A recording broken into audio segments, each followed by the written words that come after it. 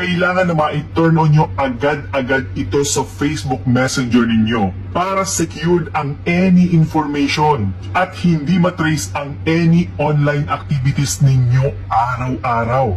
Sa paraang ito ay mahahide po ang IP address ninyo at hindi nila malalaman ang location nyo sa lahat ng sites, browsers, or any devices kung saan nakalagin ang Facebook at Messenger ninyo. Now po yan, dito sa pakikipag-usap ko sa Protein.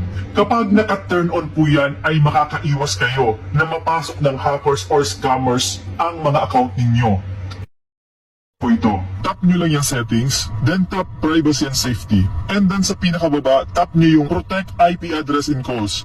At i-turn on nyo lang ang IP address ninyo para ma-hide or hindi ma-detect ang location ninyo sa lahat ng sites, browsers, or any devices na kung saan ay nakalagin ang Facebook at Messenger ninyo. Follow and share.